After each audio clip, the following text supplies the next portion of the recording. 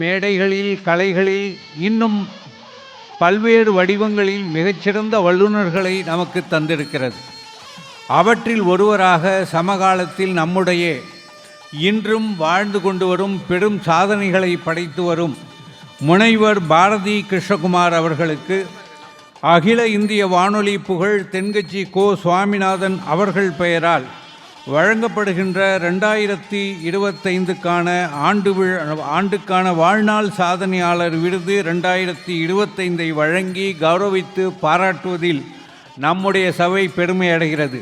இத்தகைய அரிய விருதை நம்முடைய புலவர் அவர்களுக்கு சால்வை அணிவித்து கௌரவிக்க எம் ராமச்சந்திரன் அவர்கள் கையால் அந்த விருதினை வழங்குகிறார்.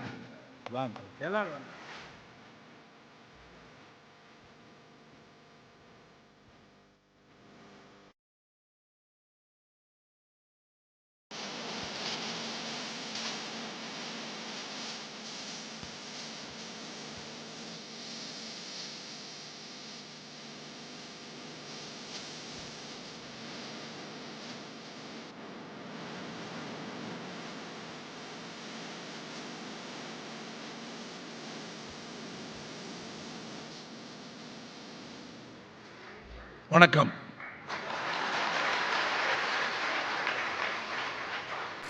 வணக்கம்.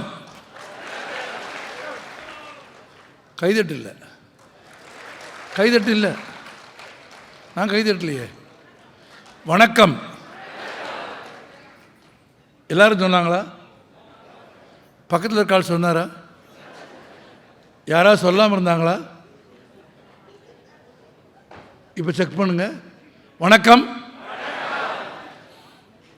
இப்போ சொல்கிறத விட ரொம்ப முக்கியமான வேலை என்ன பார்த்தீங்க? பக்கத்தில் இருக்கு சொல்கிறாரான்னு பார்த்துட்டீங்களா?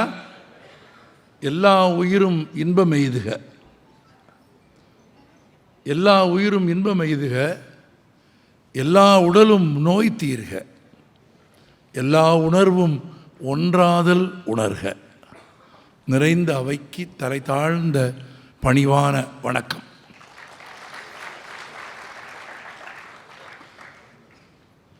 எனக்கு தெரியும் சங்கீதம் அவ்வளவு தெரியாவிட்டாலும் இங்கீதம் தெரியும். முதலில் 2 வார்த்தைகள். தகுதி உடைய ஒரு மனிதரின் பெயரால் வழங்கப்பட்ட ஒரு விருதை தகுதி வாய்ந்த ஒரு அமைப்பு தகுதியான மனிதர்களின் முன்னிலையில் தருகிற போது பெறுகிறவன் தகுதி பெறுகிறான். உங்களால் இன்று நான் தகுதி பெற்றேன்.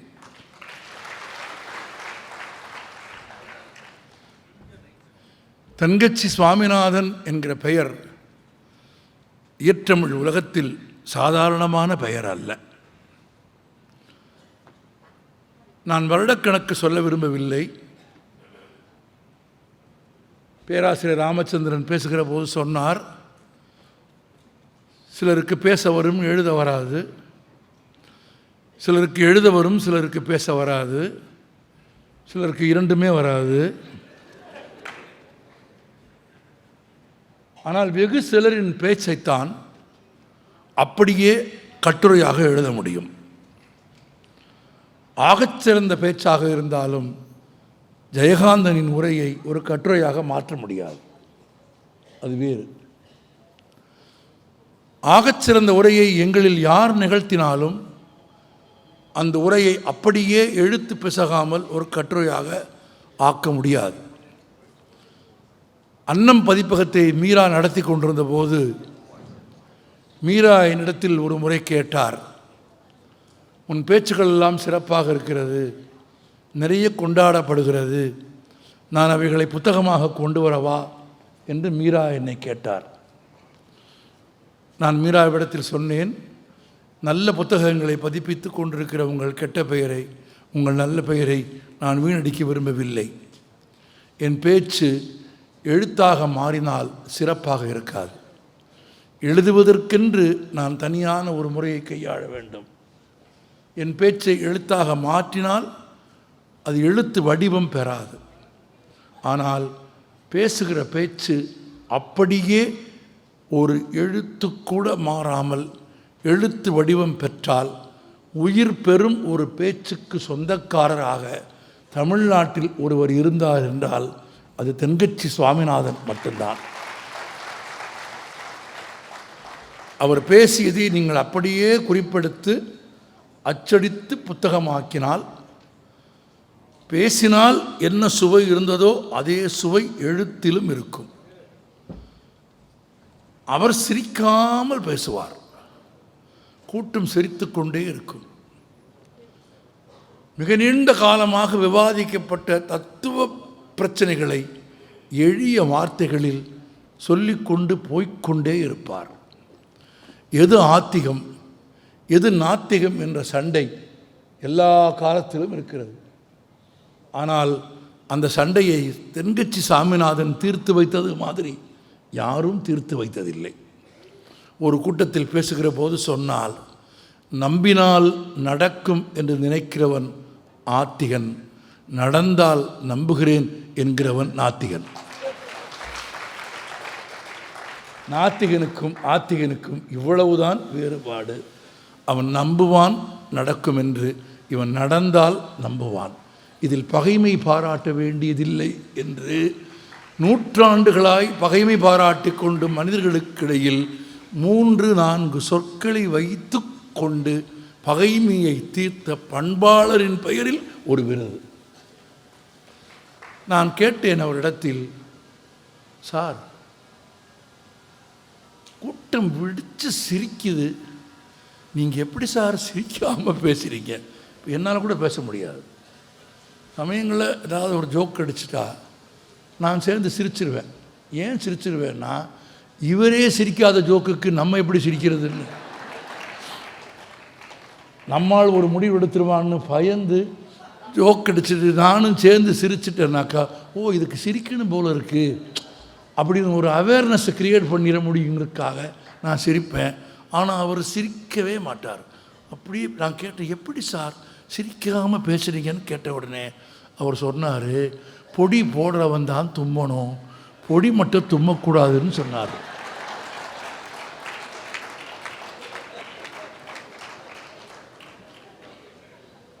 சொல்லிட்டு சிரிக்காமல் போயிட்டார். நான் கேட்டேன், எங்கேயா அந்த ஆள் அப்படின்னு. அவர் போயிட்டார். ஒரே வார்த்தை சொன்னார், பொடி போடுறவன் தான் தும்மணும், பொடி மட்டும் தும்மக்கூடாது, தும்முனா சிந்திரும் அப்படின்ட்டு போயிட்டார். அப்போ ஜோக் அடிக்கிறவன் சிரிக்கலைன்னு கேட்காத, நான் பொடி மட்டை நான் போடுறேன், போடுறவன் சிரிப்பான்னு சொல்லிட்டு அப்படி போயிட்டார். அதுக்கு கூட அவர் சிரிக்கலை. அது குறைஞ்சபட்சம் நான் தும்முறனான்னு கூட அவர் நின்று பார்க்கல. உனக்கு உயிர் இருந்தால் தும்முவேன், உணர்ச்சி இருந்தால் தும்முவேன்னு போயிட்டார். எங்கேயா போனார் நண்பர்களை கேட்டேன். அவர் போயிட்டார் கிளம்பின்னாங்க. நான் இன்றைக்கு பார்க்கிறேன், அப்படி ஒரு சொல்லை எனக்கு சொல்லிவிட்டு அந்த மனிதர் எங்கே போனார் என்று ஏறக்குறைய 16 ஆண்டுகளுக்கு பிறகு நினைத்து பார்க்கிறேன். அந்த மனிதர் போகவில்லை, ஒரு விருதாக திரும்பி வந்து இந்த கரங்களில் அமர்ந்திருக்கிறார் என்று உணர்கிற போது நான் நெகிழ்ந்து போகிறேன். நெகிழ்ச்சி தான், இன்பம்தான், சொற்கள் தான் வாழ்க்கையை தீர்மானிக்கிறது. நான் உங்களுக்கு ஒன்றை நுட்பமாக சொல்ல விரும்புகிறேன். துன்பங்கள் தாமே நிகழ்கின்றன. அது மரணம், விபத்து, இழப்பு, பிரிவு. துன்பங்கள் தாமே நிகழ்கின்றன, இன்பங்கள் நிகழ்த்தப்படுகின்றன. இதோ இந்த 42வது ஆண்டாக இந்த இன்பத்தை சில மனிதர்கள் நிகழ்த்துவதால் இன்பம் நிகழ்கிறது. துன்பங்கள் தாமே நிகழ்கின்றன. தாமே நிகழும் துன்பங்களிலிருந்து மனிதன் தன்னை காப்பாற்றிக் கொள்வதற்கு மனிதனுக்கு இருக்கிற ஒரே ஆயுதம், மனிதன் இன்பங்களை நிகழ்த்தி கொள்ள வேண்டும் என்பது. இன்பங்களை நிகழ்த்தி கொள்வதற்காக இருக்கிற ஒரே முறை, ஒரே வழி, மனிதர்கள் முகம் பார்த்து சிரிப்பது, முகம் பார்த்து வணங்குவது, முகம் பார்த்து பேசுவது, முகம் பார்த்து தேர்ந்த சொற்களோடு பேசுவது, இதுதான் வாழ்க்கையை இனிமையாக்குமே தவிர நகைச்சுவை என்பது மன்றம் சம்பந்தப்பட்டதல்ல. நகைச்சுவை என்பது ஒரு ஞாயிற்றுக்கிழமை சாயங்காலம் 4 மணியிலிருந்து 8 மணிக்குள் தீர்ந்து போகிற விஷயம் அல்ல. நகைச்சுவை என்பது, இன்பம் என்பது, சுவை என்பது வாழ்க்கையோடு தொடர்புடையது, அன்றாட நிகழ்வுகளோடு தொடர்புடையது. ஸ்பான்டேனிட்டி என்ற அழகான வார்த்தையை இங்கே சொன்னார்கள். அந்த உணர்ச்சி மனிதர்களுக்கு வேண்டும். காலை மிதித்தவுடன் கத்த வேண்டும், வீட்டுக்கு போய் கத்தக்கூடாது. வீட்டுக்கு போய் கத்துன, வீட்டில் என்ன ஏன் கத்துன அப்படின்னு கேட்டால், பஸ்ஸில் ஒருத்தன் மிதிச்சான் அதுக்காக இப்போ கத்துறேன்னு சொன்னால் வீடு நம்மளை பார்த்து என்ன செய்யும்? சிரிக்கும். ஆமாம், நல்ல நகைச்சுவையை அனுபவிக்கிறவர்களாக இருக்க வேண்டுமே தவிர நாமே நகைச்சுவையாக மாறிவிட கூடாது. அது ரொம்ப ரொம்ப முக்கியம். சாப்பிட்டுக்கிட்டு இருக்கும்போது பையன் கேட்டான், அப்பா பூச்சி புழுவெல்லாம் சாப்பிடலாமான்னு கேட்டான். அப்பா சொன்னார், சாப்பிடும்போது பேசக்கூடாதுன்னு எத்தனை தடவை சொல்லியிருக்கேன், மூடிக்கிட்டு சாப்பிடு.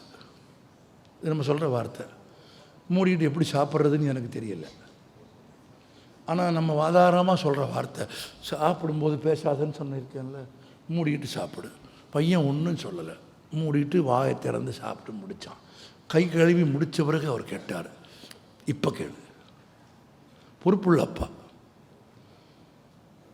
சாப்பிடும்போது கேட்காத பேசாதன்னு சொன்னேன்ல, இப்போ கேளு. இல்லை இப்போ வேண்டாம். இல்லை கேளு. இல்லை வேணாம்.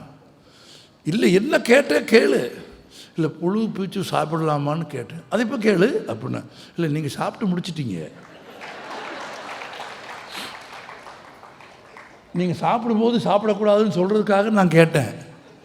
நீங்கள் என்ன சொன்னீங்க? பேசும்போது சாப்பிடாதேன்னா. அப்போ பையன் எதுக்கு கேட்குறான்னு தெரிஞ்சுக்கணும், பையன் என்ன சொல்கிறான்னு கேட்டுக்கணும், யார் என்ன சொல்கிறான்னு கேட்கணும், யார் யார் எப்படி சொல்கிறாங்கன்னு கேட்கணும், நாம் எப்படி சொல்கிறோம்னு கேட்கணும். இதெல்லாம் கொண்டு கூட்டி பார்த்தோம்னா தான் நகைச்சுவை வாழ்க்கையில் கிடைக்கும், இல்லைன்னா கிடைக்காது. ஒரு ஹோட்டலில் சப்ளையருக்கு பாயாசம் ஆர்டர் பண்ணார். பாயாசத்தில் ஒரு ஈ கிடக்கலாமா? அட ஆமாவா இல்லையா? இப்போ தானே சொன்னேன் பேசணும்னு. அட இப்போ தானே சொன்னேன் பேசணும்னு. ஒன்று நல்லா தெரிஞ்சுக்கங்க, நானாக இருந்தாலும் நீங்களாக இருந்தாலும் இருக்கிற வரைக்கும் தான் பேச போகிறோம். இருக்கிற வரைக்கும் தான் பேச போகிறோம். இல்லைன்னு ஆன பிறகு மற்றவங்க தான் நம்மளை பற்றி பேச போகிறாங்க. மற்றவங்க நம்மளை பற்றி என்ன பேச போகிறாங்கன்னு நமக்கு தெரிய போதா? தெரிய போகிறதில்ல. அப்போ இருக்கும்போது பேசணும். பேசணுமா இல்லையா? அப்போ கேட்டால் பதில் சொல்லணுமா இல்லையா?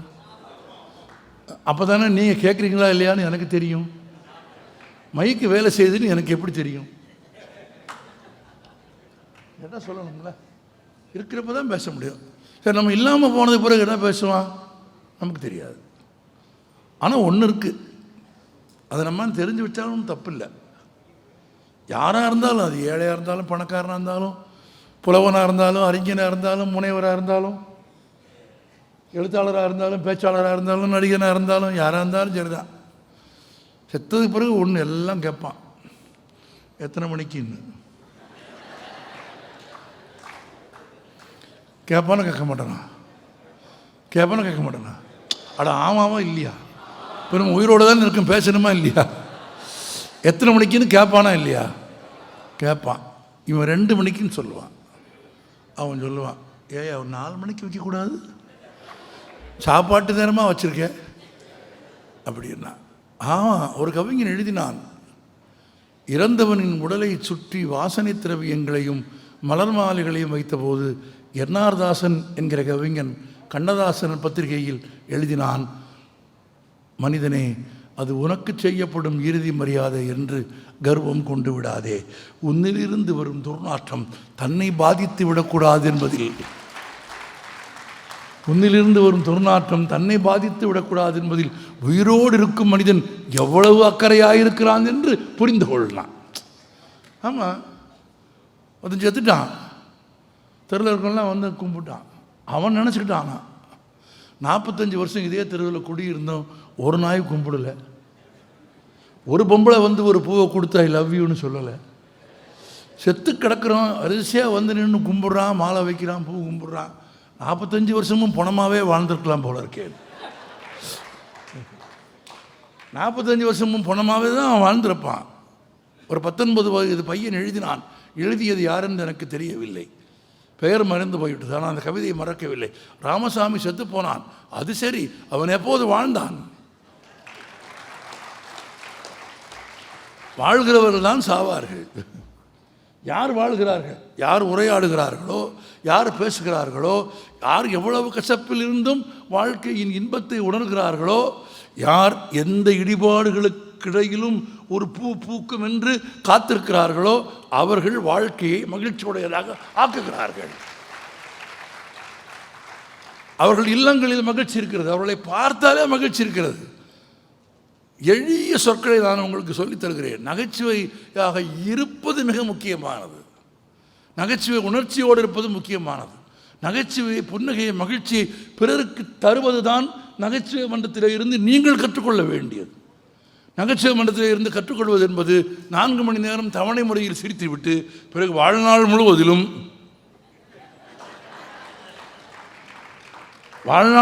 கூட கிடையாது. 8 மணிக்கு வீட்டுக்கு போய் மனைவியிடம் பேசாமல், குழந்தைகளிடம் பேசாமல், யார்கிட்டையும் பேசாமல் எங்கே போயிட்டு வந்தீங்க? ஹியூமர் கிளப் மீட்டிங்க்கு. ஹியூமர் கிளப் மீட்டிங்க்கு போயிட்டு வந்தா நீ இப்படி இருக்க? ஹியூமர் கிளப் மீட்டிங்க்கு போயிட்டு வந்தே நீ இப்படி இருந்தீன்னா, நீ இதுக்கும் போகாமல் இருந்தால் நீ எப்படி இருப்பேன்னு யோசிச்சுப்பார். ஒரு சின்ன உற்சாகம், ஒரு சீரியஸ் ஒன்றும் இல்லை, எதுக்கு பாராட்டு? எதுக்கு வானதி ராமநாதனுக்கு, நாசருக்கும், பாரதி கிருஷ்ணகுமாருக்கும் விருது? மனிதர்களை வாழ்கிற போது கொண்டாட பழக வேண்டும். சமைச்சு கொண்டாந்து பொண்டாட்டி சாப்பாடு வச்சான்னா என்ன சொல்லணும்? சூப்பர்னு சொல்லணும், இல்லைன்னாலும் சொல்லணும். இல்லைன்னாலும் நீங்கள் சொல்லிட்டீங்கன்னா அதுக்கு பிறகு அந்த அம்மா சாப்பிட்டு பார்த்துட்டு இதை நல்லா இருக்குன்னு ஒருத்தன் சொன்னான்னா அவனுக்கு வாழ்நாள் பூரா நல்லா சமைச்சு போடுன்ற முடிவுக்கு அந்த அம்மா வருமா வராதா? ஈஸியாக வந்துடும். சங்க இலக்கியம் சொல்லிட்டான், மொழி தயிர் பிசைந்த காந்தள் மெல்லுரல் கழுவுறு கலிங்கம் கழா அதிரடி தான் துளந்திட்ட தீம்புளி பாகர் இனிது என உண்டலின் அப்படின்னா சங்க இலக்கியத்தில். இவ்வளவுதான் வாழ்க்கையே. கல்யாணம் ஆன உடனே மனைவி சொன்னா நாளைக்கு பிரியாணி. கணவர் சொன்னார் வை குடிச்சிருவோம். அந்த அம்மா 2 போயிட்டு திரும்பி வந்து சொல்லிச்சு, என்னது குடிச்சிருவோம்ப்பா அப்படின்னு. நீ என்ன செஞ்சாலும் குடிப்பேன், நீ பிரியாணி எந்த வடிவத்தில் கொடுத்தாலும் நான் சாப்பிடுவேங்கிறது தான் அப்படி சொன்னேன். அந்த அம்மா மகிழ்ந்துருச்சு, முடிஞ்சிருச்சு, இவ்வளோதான். இன்பம் என்பது, நகைச்சுவை என்பது, மகிழ்ச்சி என்பது ஒரு ஜோக்கை படிச்சுட்டு சிரிக்கிறது இல்லை, மனிதர்களோடு மகிழ்ச்சியாக இருப்பது, வாழ்வின் இடுக்கண்களிலும் துன்பங்களிலும் மகிழ்ச்சியை புரிந்து கொள்வது, மனைவியோடு குழந்தையோடு உரையாடும் போது சொற்களை, கனிக்கு ஒப்பான சொற்களை பயன்படுத்துவது. உலகத்திலேயே சொல்லை கனி என்று சொன்னவர்கள் தமிழர்கள் மட்டும்தான். அது என்ன குறள்? இனிய உளவாக இன்னாத கூறல். அப்போ என்ன கனின்னா என்ன? பழம். சொல்லை கனி என்றவன் தமிழன். 2000 ஆண்டுகளுக்கு முன்பு சொல்லை கனி என்றான் வள்ளுவன், செவிநுகர் கனி என்றான் கம்பன். இன்னும் ஒரு படி மேலே போய் செந்தமிழ் நாடென்னும் போதினிலே இன்ப தேன் வந்து பாயுது காதினிலே என்று பாடினான் மகாகவி பாரதி. சொல் இன்பம். இன்பமான சொல் மகிழ்ச்சி தரும்.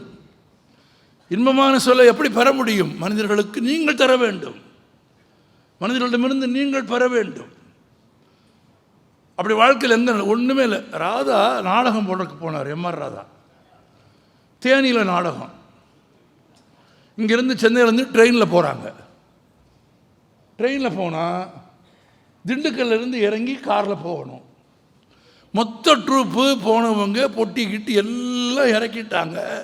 ராதாவுடைய பெட்டி மட்டும் இறக்கலை. அவருடைய கோட்டு சட்டை அதெல்லாம் இருக்கிற பெட்டியை மட்டும் கீழே விட்டுட்டானுங்க. அது மதுரைக்கு போயிடுச்சு. இறங்கி எல்லாம் திண்டுக்கல் போயாச்சு, தேனி போயாச்சு. நாடகம் 6 மணிக்கு ஆரம்பிக்க போது 4 மணிக்கு மேக்கப் போட ஆரம்பிக்கிறாங்க. மேக்கப் போடும்போது தேடினா நாடகத்தின் மிக முக்கியமான முதன்மை கதாபாத்திரம் யார்? ஏன் சொல்ல மாட்டீங்களா? நீங்கள் இவ்வளோ சொன்னதுக்கு பிறகு சொல்ல மாட்டீங்களா? நாடகத்தின் முதன்மை கதாபாத்திரம் யார்? கோடிட்ட இடத்தை நிரப்புக தானே கேட்டேன் நான் உங்களை. எம்ஆர் ராதா நாடகம்னு சொல்லிட்டு தானே கேட்குறேன். அதுக்கு பிறகும் நீ என்ன கேட்குறது, நான் என்ன சொல்கிறது அப்படிங்கிற இறுக்கம் இருக்கிறவனுக்கு சிரிப்பு வராது. முதல்ல அதை விடுங்க. இந்த துருப்பிடிச்சு போனதை விட்டுணும். கூட இருக்கிற பேசினா பேசணும். நான் இன்னும் கூட ஒன்று சொல்லித்தர்றேன். உங்கள் தெருவில் உங்கள் அப்பார்ட்மெண்ட்டில் உங்களை பார்த்து சிரிக்காமல் பேசாமல் ஒருத்தர் இருந்தான்னா இன்னைக்கு போய் ஆரம்பிச்சிருங்க. அவனை பார்த்த உடனே வணக்கம் அப்படின்னு சிரிச்சிருங்க. அவன் ஒரு 10 நாள் நினைப்பான். அவன் சொல்லுவான் வீட்டில் போய், அந்த லூஸு நம்மளை பார்த்ததும் கும்பிடும் சிரிக்கும்னு சொல்லுவான். ஆனால் 15 நாள் கழித்து நீங்கள் கும்பிட்றதுக்கு முன்னால் அவன் லூஸ் ஆயிடுவான். அப்போது ஒரு மனிதனை இறுகி போய் துருப்பிடித்து போய் கல்லாய் இருக்கிற மனிதனை இழக்குவது எது? உங்கள் அணுகுமுறை, உங்கள் பேச்சு. யார் பொட்டி காணா போச்சு? மைக் வேலை செய்ய. ஆமாம், பொட்டி காணோம். அப்புறம் தேடி பார்த்தா ட்ரெயினில் விட்டுட்டாங்க. இப்போ மதுரைக்கு ஆள் அனுப்பணும். தேனியிலிருந்து மதுரைக்கு ஒரு காரை அனுப்பி மதுரை ரயில்வே ஸ்டேஷனுக்கு ஃபோன் பண்ணி கேட்டால் ஆமாம் ஒரு பெட்டி இருக்குதுன்னு சொல்லிட்டாங்க. இப்போ அந்த பொட்டியை போய் ஒரு காரு போய் எடுத்துகிட்டு வந்து மேக்கப் போட்டு நாடகம் ஆரம்பிக்கணும். எப்படி பார்த்தாலும் 7:30 மணி 8 மணி ஆயிரும். 6 மணிக்கு நாடகம். எல்லா டிக்கெட்டும் விற்று போச்சு. ஃபுல்லாக கூட்டம். இவருக்கு மேக்கப் மட்டும் போட்டுக்கிட்டு இருக்காங்க. காஸ்டியூம் எதுவும் யாருக்கு இல்லை? ராதாக்கு இல்லை. மணி 6 ஆச்சு, 6:30 ஆச்சு, 6:45 ஆச்சு, 7 ஆயிடுச்சு. பொட்டி வரல. கீழே டிக்கெட் வாங்கினவன் என்ன செய்வான்? சவுண்டு, விசிலு, சத்தம். ஏய் படத்தை போடியா. படம் தப்பாக இருந்தால் எங்கள் ஊரில் அது சொல்லுவாங்க. படம் 1/2 மணி நேரம் போர் அடித்தா மதுரையில் சொல்லுவாங்க படத்தை போடு அப்படின்னு. ஓடிக்கிட்டு இருக்க படத்துக்கு குறுக்க ஒருத்தர் எந்திரிச்சு படத்தை போடு அப்படின்னா, டேய் போட்டு 1/2 மணி நேரம் ஆச்சு அப்படியா சொல்கிற அப்படி தெரியும். இன்னொருத்தன் சொல்லுவான் ரொம்ப பொறுக்கலைன்னா, படம் ரொம்ப போர் அடித்தா எங்கள் ஊரில் வேறு ஒன்றும் செய்ய மாட்டான். இன்டர்வலுக்கு முன்னால் 4 பேர் முறுக்குன்னு நடப்பான். இன்டர்வல் வந்துருச்சான். அந்த படத்துக்கு இன்டர்வல் விடும்போதே பயங்கரமான கூட்டமியானான் தியேட்டர் வாசலில். என்னன்னு கேட்டான். அடுத்த ஷோவுக்கானா? இல்லை, உள்ளே இருந்தவன் வெளியே போகிறதுக்கு கதவை திறக்க சொல்லி தகராறு பண்ணான்னு சொல்லுவான். அப்படி ஒரு ஸ்பான்டேனிட்டி. கூட்டம் என்ன பண்ணுது? கத்துது, விசில் அடிக்குது, என்னென்னமோ சொல்லி பார்க்குறாங்க, கேட்கவே இல்லை. ராதா வந்தார். என்னையா நான் என்ன நடக்குது? ஒரே சத்தம், கேட்க மாட்டேங்கிறான். டக்குன்னு ஸ்க்ரீனை விளக்கிட்டு காஸ்டியூமே இல்லாமல் வெறும் மேக்கப்போட ஒரு லுங்கி கட்டிட்டு அப்படியே மாடிக்கு வந்தார். என்ன விசில், என்ன சத்தம்? பொட்டி மிஸ் ஆகி போச்சு. மதுரைக்கு வண்டி போயிருக்கு. மதுரையிலேருந்து வண்டி வந்து காஸ்டியூம் வந்ததுக்கு பிறகு தான் நாடகம். சத்தம் பண்ணக்கூடாது. நேரம் ஆயிடுச்சு, அவசரம் ஆயிடுச்சுன்னு நினச்சவன் யாராக இருந்தாலும் வாசலில் போய் டிக்கெட்டை கொடுத்துட்டு காசை வாங்கிட்டு போயிட்டே இரு. என்னத்துக்கு விசில் அடிக்கிற? பாஸ் வாங்கிட்டு வந்திருக்க பெரிய மனுஷன் போறா எவ்வளோ அமைதியாக உட்காந்துருக்கான்.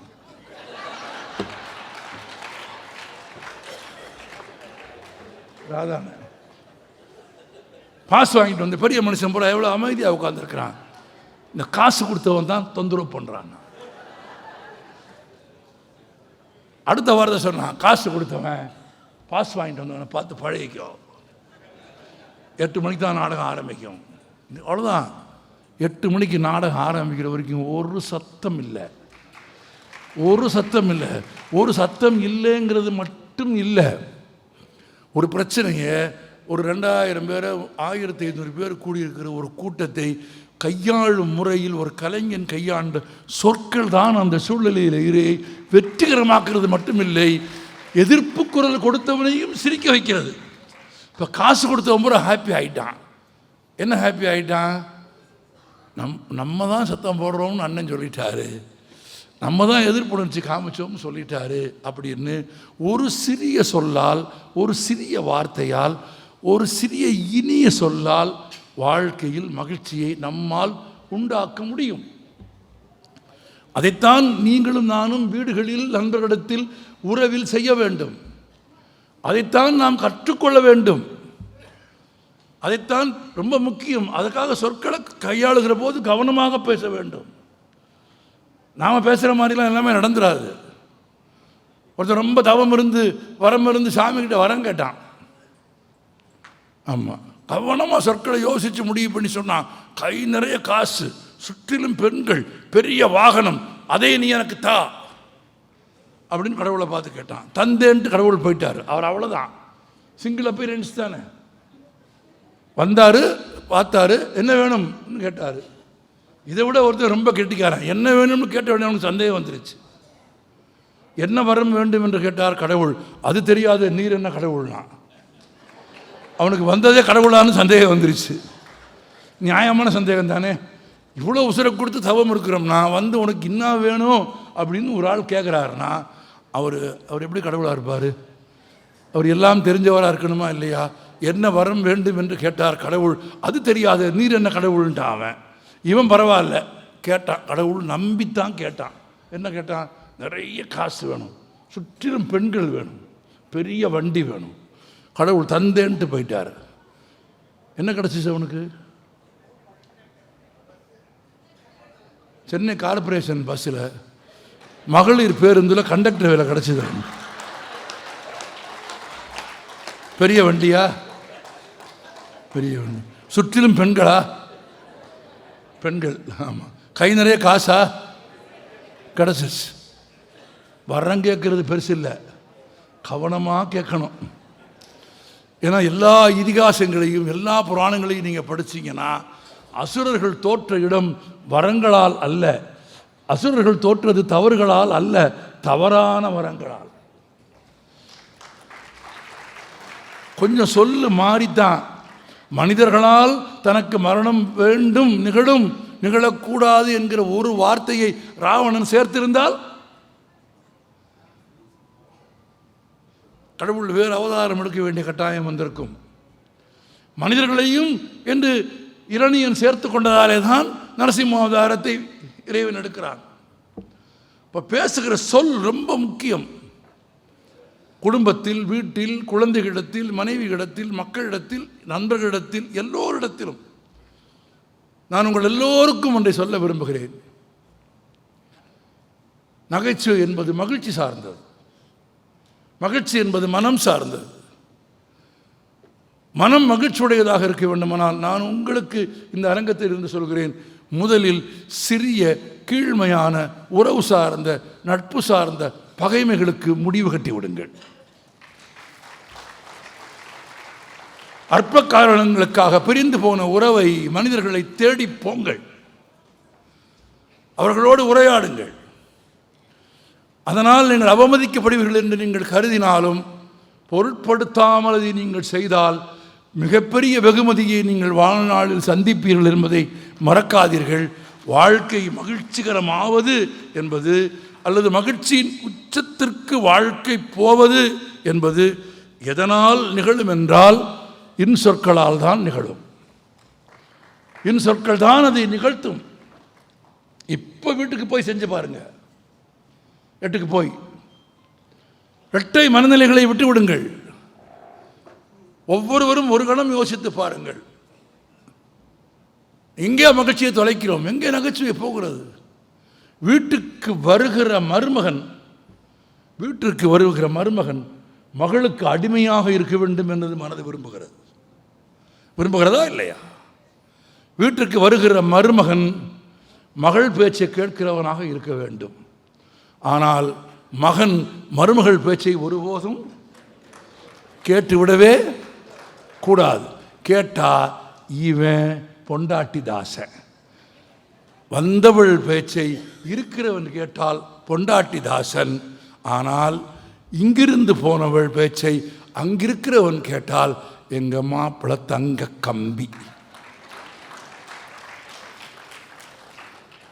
அங்கே உங்கள் வாழ்க்கையில் மகிழ்ச்சியின் எல்லையை நீங்கள் தொலைக்கிறீர்கள். உங்கள் வாழ்க்கையில் நகைச்சுவைக்கு வாய்ப்பே இல்லை. எவ்வளவு பொருள் இருந்தாலும் மகிழ்ச்சி வராது. ஒன்றும் இல்லை, குழந்தை இருக்கிறது.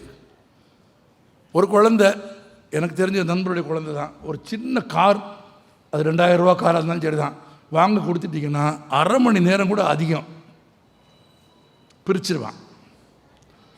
அவங்க அப்பா சொல்கிறாரு, மெக்கானிக் மூளை.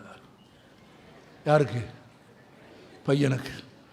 எத்தனை 1000 ரூபா காரை வாங்கி கொடுத்தீங்கன்னாலும் சரி தான், எவ்வளோ நேரத்தில்? ½ அன் ஹவரில் பிரிச்சிருவோம். அது தன் பிள்ளையாக இருந்தால் மெக்கானிக் மூளை. அதுவே பக்கத்து வீட்டுக்காரன் பிள்ளையாக இருந்தால் அது கையில் ஒரு சாமான் உருப்படி இருக்காது. அது கையில் ஒரு சாமான் உருப்படி இருக்காது. பக்கத்து வீட்டில் நடக்கிற சண்டையெல்லாம் என்னன்னு கேட்டுட்டு வந்து அந்த மாமாவும் மாமியும் எப்படி சண்டை போட்டுட்டாங்கன்னு நம்ம பிள்ளை நமக்கு எல்லாத்தையும் ஒளிபரப்புனா என்ன ஞாபக சக்தி அப்படின்னு கொண்டாடுற மனசு. அதையே செய்கிற இன்னொரு பிள்ளையை பார்த்தா அது பிள்ளையே கிடையாது, அது விஷம். அதை வச்சுக்கிட்டு ஒரு வார்த்தை பேசக்கூடாது. இங்கே கேட்குறத அங்கே போய் சொல்லிடும் என்கிற இரட்டை மதிப்பீடுகள் வாழ்க்கையில் இருக்கிறவர்களால் மகிழ்ச்சியான வாழ்க்கையை ஒருபோதும் வாழ முடியாது. குழந்தைகளை குழந்தைகளாக பாருங்கள், குழந்தைகளோடு பேசுங்கள். அவர் ராமலிங்க நம்ம எல்லாம் சொன்னார். ஒரு வாத்தியார் கேட்டார், அதிகாலையில் எழும் பறவைக்குத்தான் நிறைய புழுக்கள் கிடைக்கும். இது ஒரு ஆங்கில பழமொழி. அதிகாலையில் எழுந்து போகும் பறவைக்குத்தான் நிறைய புழுக்கள் கிடைக்கும். இதிலிருந்து நீ கற்றுக்கொள்ளும் நீதி யாது அப்படின்னு கேட்டார். அவன் எந்திரிச்சு சொன்னான், பறவையாக இருந்தால் அதிகாலையில் எழுந்திரி. அவருக்கு விளங்கலை. யாருக்கு? வாத்தியாருக்கு. அப்படின்னார். பறவையாக இருந்தால் அதிகாலையில் எழுந்திரு, புழுவாக இருந்தால் தாமதமாக எழுந்திரு. நீ சீக்கிரமாக எழுந்தால், புழுவாக இருந்து நீ சீக்கிரமாக இருந்தால் பறவைகள் உன்னை கொத்தி கொண்டு போய்விடும். நீ பறவையாக இருக்கிறாயா புழுவாக இருக்கிறாயா என்பதை பொறுத்து தூங்கும் நேரத்தை தீர்மானித்துக்கொள் என்று ஒரு குழந்தை சொன்னால் அதில் இருக்கும் தர்க்கத்தை நியாயத்தை கொண்டாடும் மனது உங்களுக்கு வேண்டுமா இல்லையா? இப்படி பேசுது, இது உருப்படுமான்னு கேட்கக்கூடாது. ஒரு சப்ளையர் ஹோட்டலில் போய் பாயாசம் ஆர்டர் பண்ணார், அதில் ஈ கிடந்துச்சு. அதில் விட்டுட்டேன்னு ஒருத்தர் 10 ரூபாய் கேட்டார், என்னையா ஈ அப்படின்னா. அவன் சொன்னான், அது எவ்வளோ சார் குடிச்சிட போகுதுன்னா.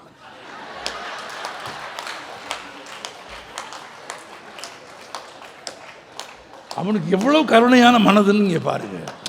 ஒரு பிரச்சனையை அவன் எப்படி டீல் பண்ணுறான்னு நீங்கள் பாருங்கள். இப்போ இவரை என்கிட்ட ஒருத்தர் அப்படி கேட்டிருந்தான்னா நான் உண்மையிலே பாயாசத்தை தூக்கி ஓரத்தில் வச்சுட்டு அவனை கொண்டாடி இருப்பேன். ஏன்னா அந்த கணம் யாரையும் காட்டி கொடுக்காம ஈயையும் காப்பாற்றி பாயாசத்தையும் காப்பாற்றி அந்த சூழ்நிலையும் காப்பாற்றி அது என்ன சார் குடிச்சிட போகுதுன்னு கேட்டான் பாருங்க. அடாடாடாடா, இந்த மனது தாண்டா நகைச்சுவை, இந்த மனது தான் கொண்டாட்டம். இது வேணும். எனக்கு இது நடக்குது. பஸ்ஸில் ஒருத்தர் என் பக்கத்தில் வந்து படுக்கிறான். மதுரையிலேருந்து கோயம்புத்தூருக்கு போகிறேன். பஸ்ஸு பழனி வழியாக போகுது. ஆமாம், அண்ணன் நீங்கள் எங்கே போகிறீங்க அப்படின்னு. நான் கோயம்புத்தூருக்கு. பழனி வந்தால் எழுப்பிடுங்கண்ணே, நைட் டியூட்டி பார்த்துட்டு வந்தேண்ணே, ரொம்ப களைப்பாக இருக்குண்ணே, தூங்கிடுவேண்ணே. சரிப்பா அண்ணே, விட்டுறாதீங்கண்ணே, பழனி வந்தால் எழுப்பிடுங்கண்ணே. சரிப்பா நான் எழுப்புறேன், நீங்கள் தூங்க மாட்டீங்களேண்ணே. ஒரு தடவை விசாரிக்கிறான். இல்லைப்பா நான் படிச்சுக்கிட்டு தான் இருப்பேன், உனக்கு என்ன செய்யணும், பழனி வந்தால் எழுப்பணும், அவ்வளோதானே. ஆமாண்ணே. சரிண்ணே, முடிஞ்சிச்சு. படுத்துட்டான். இப்போ நான் தூங்கலை. ஏன், நம்ம வாக்கு கொடுத்துட்டோம்ல. பொறுப்பா பழனி வந்தவுடனே தம்பி அப்படின்னு, அண்ணே பழனி வந்துருச்சு. வெளியே எட்டி பார்த்தான், தூரத்தில் மலை தெரியுது. கும்பிட்டான், திரும்ப படுத்துட்டான் சார்.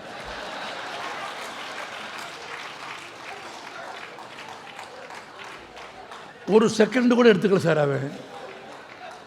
ஆமாம், அவன் எவ்வளவு கண்ணுங்கிறதுமா, தம்பி நீ பழனியில் இறங்க போறியான்னு ஒரு வார்த்தை நான் அவனை கேட்கல, இவ்வளவுதான்.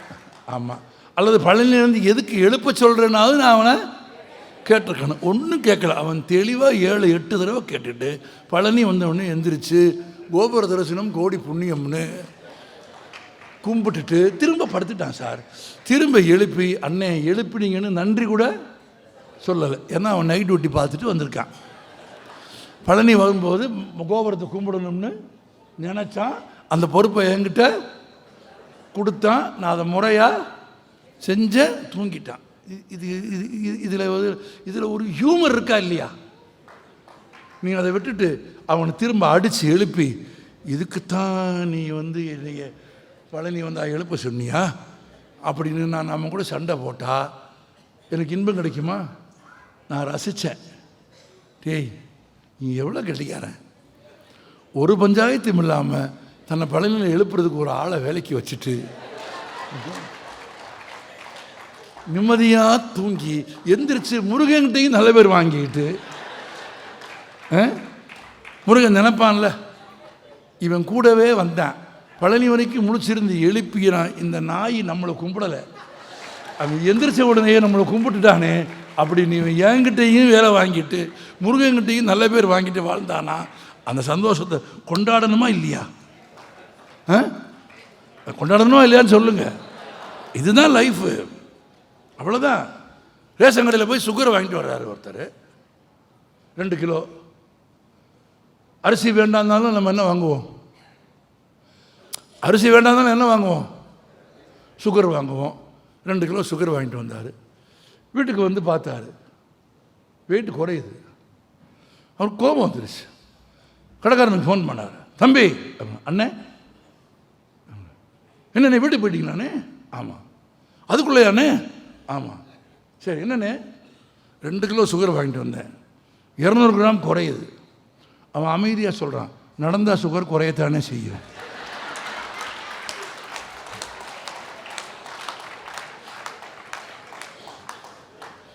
நடந்தால் சுகர் குறையுமா குறையாதா? நீங்கள் நடந்தானே போனீங்க. ஆமாம், நடந்தால் சுகர் குறையத்தானே செய்யும். 200 கிராம் குறைஞ்சதுக்கு அவன் சொன்ன நியாயம் உலகத்தின் மருத்துவர்கள் சொல்லும் மாபெரும் நியாயம். இதில் ஒரு ஹியூமர் இருக்கா? இதை ரசிக்கணுமா இல்லையா? இதை விட்டு வேட்டியை மடித்து கட்டிட்டு 200 கிராமுக்கு சண்டைக்கா போவீங்க? அதெல்லாம் ஒன்றும் கிடையாது. ஒரு ஜட்ஜு கேட்டார் குற்றவாளியை பார்த்து, 6 மாத சிறை தண்டனை, 500 ரூபாய் அபராதம், எது வேண்டும்னு கேட்டார். அவன் 500 ரூபா கொடுங்க சாமின்னு கேட்டுட்டான். 6 மாத சிறை தண்டனை, 500 ரூபாய் அபராதம், எது வேண்டும் அப்படின்னு கேட்டார். 500 ரூபா கொடுங்க சாமி. அவன் எவ்வளோ இன்னசென்ஸ், அவனோட இன்னசென்ஸை நீங்கள் பாராட்ட வேண்டாமா? இதை விட ஒரு கூத்து நடந்துச்சு. ஒரு வக்கீல் கேட்டார் ஒருத்தனை நிப்பாட்டிட்டு, இந்த வழக்கில் நீ பொய் சாட்சி சொல்வதற்கு பணம் வாங்கினாயா அப்படின்னு. நான் ஒன்றுமே சொல்லலை. இந்த வழக்கில் நீ பணம் வாங்கினாயான்னு வக்கீல் 2வது தடவை கேட்டார். அவன் அப்பவும் ஒன்றும் சொல்லலை. வக்கீலுக்கு ரொம்ப கோபம் வந்துருச்சு. இந்த வழக்கில் நீ பணம் வாங்கினாயா அப்படின்னு 3வது தடவை கேட்டார். அவன் ஒன்றும் சொல்லலை. ஜட்ஜு கோபம் வந்துருச்சு. யோ உன்னதாயா கேட்குறாரு. என்ன சாமி, இந்த வழக்கில் நீ பணம் வாங்கினியான்னு உன்னதான் கேட்குறாரு. ஐயா சாமி மன்னிச்சுக்கங்க, உங்களை கேட்குறான்னு நினச்சேன்னா.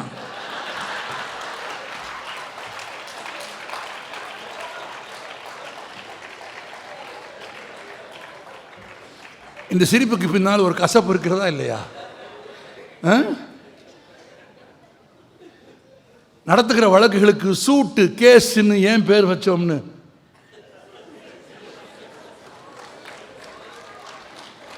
நடக்கிற வழக்குகளுக்கு சூட்டு கேஸ்ன்னு ஏன் பேர் வச்சோம்னு அவன் சொன்ன பிறகு தானே நமக்கு தெரியுது.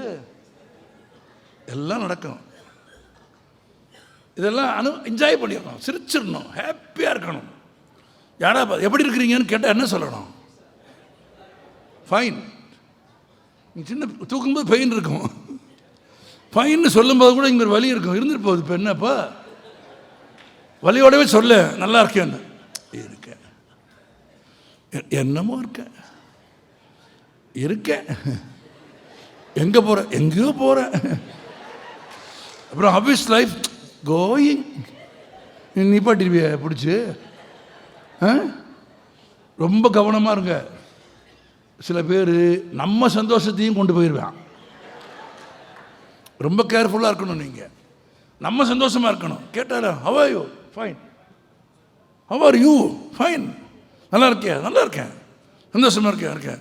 அது கொஞ்சம் கொஞ்சம் உடம்பு சம்பளம். அப்புறம் ரொம்ப நெருக்கமாக இருந்தாங்கன்னா, தெரிஞ்சவங்களாக இருந்தாங்கன்னா பரிந்துக்கலாம். அப்படின்னா இன்னும் சில ஏற்ற இறக்கங்களை, வாழ்க்கை சந்திக்கிற துன்பங்களை பகிர்ந்துக்கிறதுக்கு தகுதியானவனான்னு பார்த்து பண்ணிக்கணும். நான் ரொம்ப முக்கியமாக உங்களுக்கு சொல்கிறேன், உண்மைகளை எல்லோருக்கும் சொல்ல வேண்டும் என்பது இல்லை. இதன் பொருள் பொய் சொல்லலாம் என்பது அல்ல. பொய் சொல்லவே கூடாது. அதுவும் இது வந்ததுக்கு பிறகு புழுத்து போச்சு பொய். யாராவது கூப்பிட்டு என்னெல்லாம் எங்கே இருக்கிறேன்னு கேட்டால் நான்லாம் என்ன தெரியுமா சொல்கிறேன்? நீங்கள் சொல்ல வந்ததை சொல்லுங்கன்னு தான் கேட்பேன். இல்லை சார் நீங்கள் எங்கே இருக்கிறீங்க? இல்லை சும்மா நீங்கள் சொல்ல வந்ததை சொல்லுங்கள். இல்லைண்ணே நீங்கள் எங்கே இருக்கிறீங்க? நான் எங்கே இருக்கிறேன்னு சொன்னால் தான் நீ சொல்ல வந்ததை சொல்லுவியா அப்படின்னு கேட்பேன். இல்லை இல்லை இல்லை அப்படிலாம் ஒன்றும் இல்லைண்ணே அப்படின்னா விட்டுருவேன். அதோடு தான் முடிஞ்சு போச்சு. அவன் எங்கே இருக்கிறேன்னு கேட்ட உடனேயே நான் கோயம்புத்தூரில் இருக்கேன் அப்படின்னு ஒரு பொய்யை சொல்லிட்டு போரூரில் என் வீட்டு வாசலில் இருந்து போனோட வெளியே வரும்போது எதுக்கு அவன் நின்னான்னா, கட்டியிருந்த வேட்டி 4 முளை வேட்டியாக இருந்தாலும் காணா போயிடும், 8 முளை வேட்டியாக இருந்தாலும் காணா போயிடும், நீங்கள் தயாரித்து கொடுத்த பெல்ட்டே போட்டிருந்தாலும் காணா போயிடும். சிறிய பொய்கள் இல்லை, எல்லா விதமான பொய்களும் உங்கள் மகிழ்ச்சியை, உங்கள் சந்தோஷத்தை கொன்று புதைத்து விடும். நகைச்சுவைக்கும் இன்பத்திற்கும் சந்தோஷத்திற்குமான முதல் அடிப்படை பொய்களற்ற ஒரு வாழ்க்கை. உண்மைகளை சொல்லாமல் இருங்கள், உங்களுக்கு அதற்கு உரிமை இருக்கிறது. உண்மையை எல்லோருக்கும் சொல்ல வேண்டியதில்லை, உண்மையை தகுதியுடையவர்களுக்கு மட்டும் சொல்லுங்கள். உண்மையின் சிறப்பை, உண்மையின் உயர்வை, உண்மையின் அழகை உணர்ந்தவர்களுக்கு மட்டும் உண்மையை சொல்லுங்கள். மற்றவர்களுக்கு பொய்யை சொல்வதற்கு பதிலாக மௌனத்தை பரிசாக தாருங்கள். மௌனம் மிகச்சிறந்த கனி. மௌனம் சொல் கனி என்றால் மௌனம் விரல் படாத கனி, எச்சில் படாத கனி மௌனம். அதை பரிசாக தருவதன் மூலம் வாழ்க்கையில் மகிழ்ச்சியை உண்டாக்கிக் கொள்ளுங்கள்.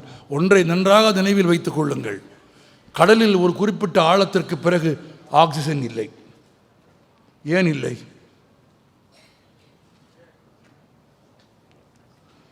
மலையில் ஒரு குறிப்பிட்ட உயரத்திற்கு பிறகு ஆக்சிஜன் இல்லை. ஏன் இல்லை? யோசித்து பார்த்திருக்கிறீர்களா? நான் யோசித்து பார்த்திருக்கிறேன். எனக்கு தோன்றுகிறது, கடலில் குறிப்பிட்ட ஆழத்திற்கு பிறகும் மனிதன் சுவாசிப்பதற்கு காற்று இல்லையே தவிர உயிரினங்கள் இருக்கிறதா இல்லையா? இருக்கிறது. மலையில் ஒரு குறிப்பிட்ட உயரத்திற்கு பிறகு நீங்கள் போனால் காற்று இல்லை, ஆனால் அதற்கு பிறகும் சுவாசித்து வாழ்கிற உயிரினங்கள் இருக்கிறதா இல்லையா? ஆமாவா இல்லையா? சொல்லுங்க. ஆம். அப்படியானால் என்ன பொருள்? இயற்கை கடலில் ஒரு குறிப்பிட்ட ஆழத்திற்கு கீழேயும் மலையில் ஒரு குறிப்பிட்ட உயரத்திற்கு பிறகும் வாழ்கிற உயிரினங்களை நம்மிடமிருந்து பாதுகாப்பதற்காகத்தான் நாம் சுவாசிப்பதற்கு காற்றில்லாமல் வைத்தது என்று புரிந்து கொண்டால் வாழ்க்கை எளிதாகிவிடும். உண்மையில் அங்கும் காத்திருந்தால் நம்மால் என்ன செய்வாங்க? விளை நிலங்களை வீணடித்து பிளாட் போட்டு வாடிய பயிரை கண்ட போதெல்லாம் வாடினேன் என்று பாடிய வள்ளலார் பெயரை வைத்தவர்கள் நாம். இதை செய்துவிட்டு ஒரு சமூகம் மகிழ்ச்சியில் திளைக்கும் என்று ஒருபோது நினைக்காதீர்கள். மகிழ்ச்சியும் இன்பமும் ஒரு கூட்டு முயற்சி. எப்போவாது நான் நிறைவாக ஒரே ஒரு சம்பவம் சொல்ல விரும்புகிறேன். மெரினா பீச்சுக்கு காலையில் வாக்கிங் போனவங்க யாராவது ஒரு 10-15 பேர் கூட்டமாக நின்று சிரித்து கொண்டிருப்பதை பார்த்துருக்கிறீர்களா? சீன் என்னபடி பார்த்துருக்கீங்களா?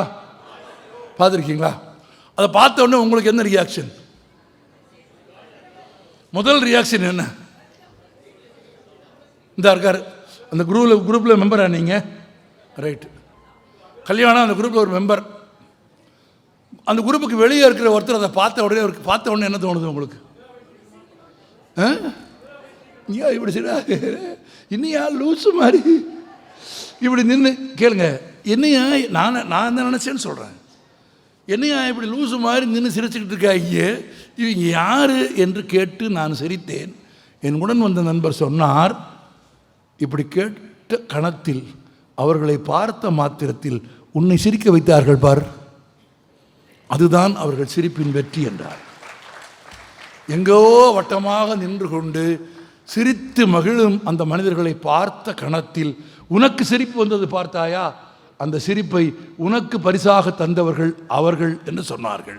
அத்தகைய ஒரு சிரிப்போடு, அத்தகைய ஒரு புன்னகையோடு வாழ்க்கையை நிறைவு செய்து கொள்ள வேண்டும் என்று விரும்புகிறேன்.